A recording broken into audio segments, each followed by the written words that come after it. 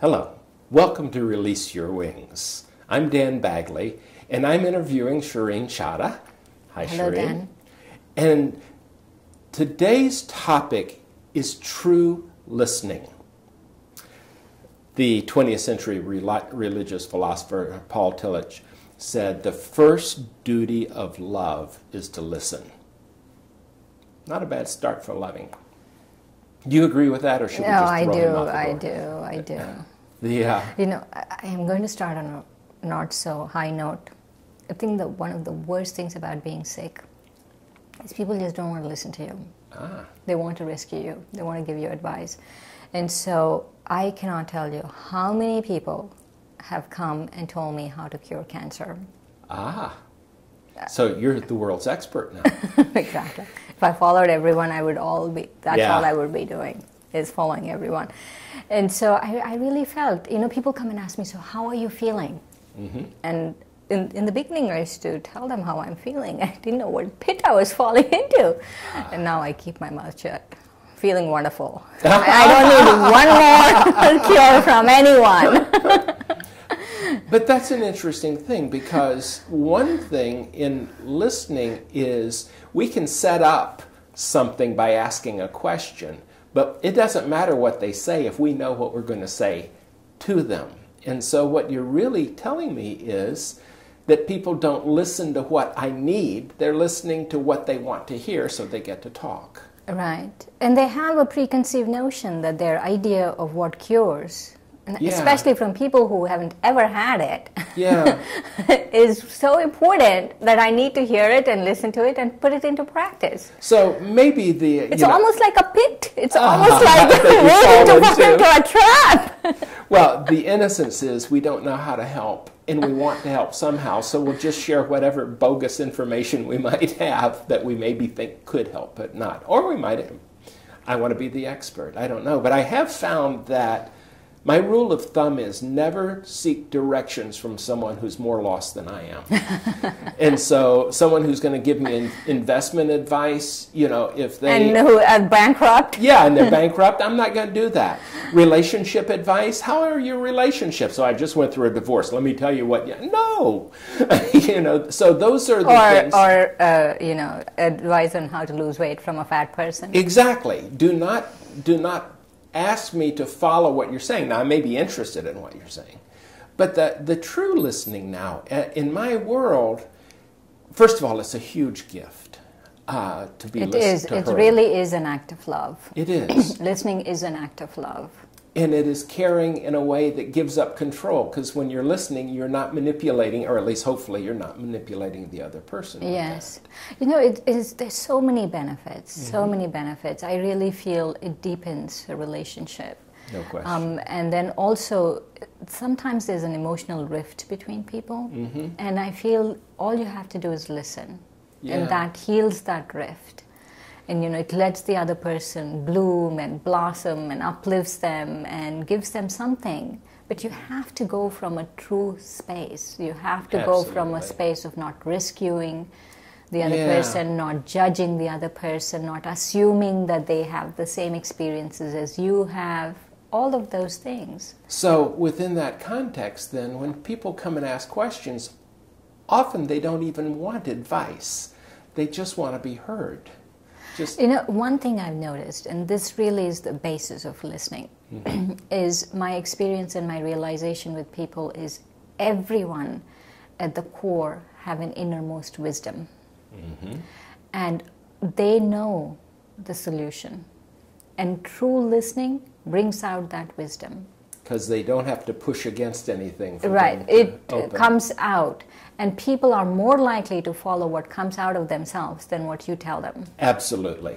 And so, even though it makes you feel good to tell them to do something, it's better if it comes out from them.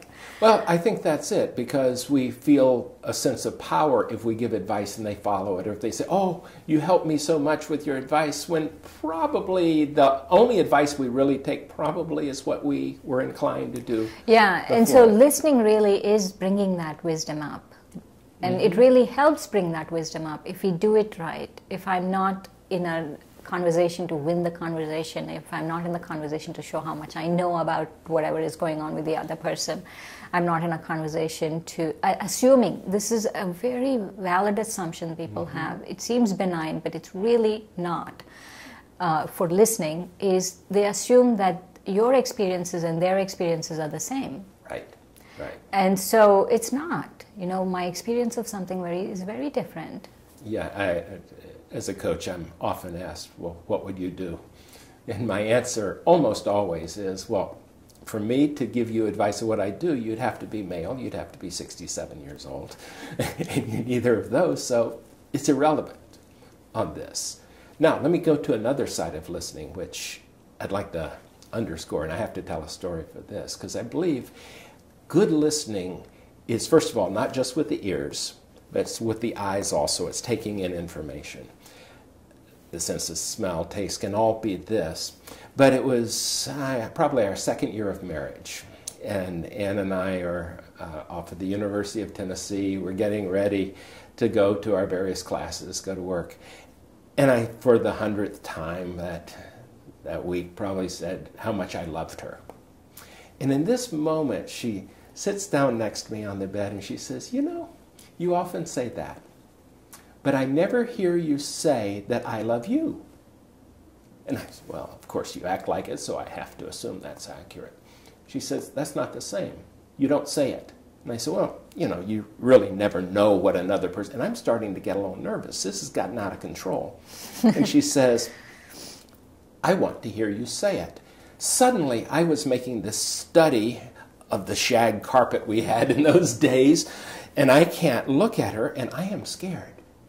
And I'm intellectualizing all over the place. And I'm saying, well, Ann, you really don't know what's in another person's mind and what's in their heart. You've never given me any reason to doubt you. But she takes my face and she turns it and like this, and she says, say it. And I am terrified. And comes out this little squeak, you love me? And I promise you in that moment, I thought rejection was coming. I can't, you know, I'm a pretty charming guy, and I can really talk my way out of stuff, and I am just scared. And she says, say it louder. And by this time, tears are running down my cheeks. I say, you love me? And she hugs me and says, yes, I love you. By this time, I'm sobbing. I don't know where that came from. I never knew I felt unloved. I'd hidden it.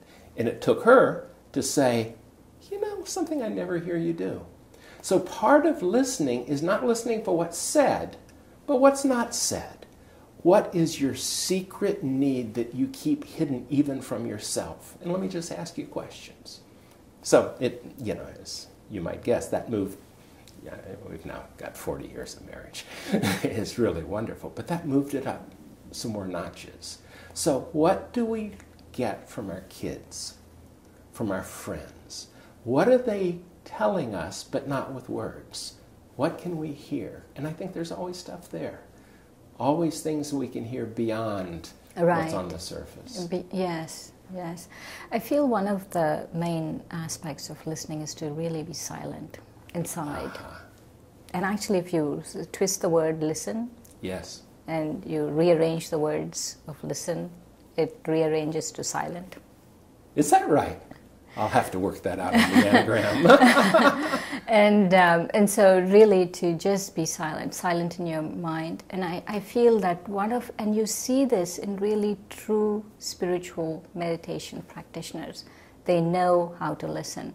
And sorry, I'm being judgmental here, but sometimes I feel if you really know how to listen, then I know you're really meditating. But something you said on that is not just being silent here, it's being silent inside. Because if we're arguing internally, or trying to share something you have experienced, or trying to, you know, win the argument, or trying to assume what the other person needs, or trying to rescue the other person, all of these things is just a recipe for disaster. Are you implying that most of our political debates are not really good listening? Okay, we won't even go there. So within that, with those we care about, let's start with the inner circle. How do we help ourselves listen better? First is get quiet outside and inside. What else? Listening for me really happens through the eyes. What are they doing? What are they, how are they feeling? Everything we're seeing, we're listening through the eyes a lot, more than even the ears. And that's one, to really keep your eyes open, not just metaphorically to keep your eyes open. Sure. And that's another one. And the third one is to just let the person be. They, for example, I wake up at 4 in the morning. And someone is coming, and recently it happened, complaining to me about something and something and something, and maybe they don't want to do the same thing, to just let them be. Yeah. It's okay. So, let them be. Then what if they don't come up with the decision you think they should? They will eventually. Yeah. They will eventually. You have to have that faith in people. Yeah. And I have to also admit that I may think I know, but I don't know what they should do. I don't know the solution to them, really. Yeah. I know a solution to me. Yeah. But I don't know the solution to everyone. Exactly. So within that, if we are all on a journey toward getting closer to God, to understanding, to being at peace with ourselves, then some of us have different road stops along the way that we have to try. We have to make this mistake ourselves to believe it. So listening provides that space for them not to overreact to us rather than... Right. The two important things in any conversation is make sure you don't act like a rescuer. Don't play the role of the rescuer. And definitely don't try to win. Yeah. Yeah. And so those two really, I think, mess up our listening abilities. Going for the win. Playing I'm better than you because is part of that. It can be rescuer, but it can also be a status gain with things. So who are the hardest people to listen to then? Oh, I have a few in the center. We don't mention them by name. No. That would be too hurtful. But they just keep talking. And they would be talking about really things that, mundane things like their ailments or their, how difficult it was to get the phone company online. And they'll start off with, it was blue sky and it was this, that. And then they'll start from there. And the final end story after half an hour would be, the phone company guy didn't call me back. And so those are really hard to listen to. And I feel that this is me, is I do draw the line at wasting my time with that. Yeah. And so if people are talking too much or if it really doesn't interest me, I like to be authentic and say, I can't do this right now. Yeah. I just cannot do it. I think that's good. My favorite retort in that, going through the long story, is, I need the headline. Don't give me the whole story. And often that can be, it's just a style thing. Some of us are sequential and need to start at the beginning and go through. Some of us like to jump to the end or jump around. You and I have sort of a jump around strategy in these tapes, which serves each of us how we think. So if there's one blessing you could give to someone, that they would help them listen a little bit better, what might that be? An insight? A thought? Think of it as a gift. That, I feel in giving receiving is in giving. If I really want to receive, I have to give.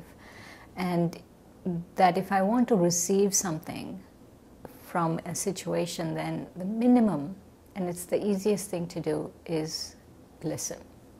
Nice. And so think of it as a gift, think of it as an act of love, and also it's a learned behavior.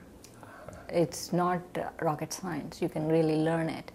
And I feel these thought patterns and these patterns of being that we cultivate during our early years, we continue on with later in life, I feel the only way they can really go away is with awareness and practice.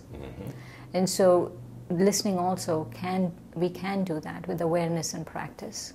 Good. Well, then I will listen better thinking of that. Thanks, Shireen. Thank you, Dan. Thank you for joining us. Goodbye.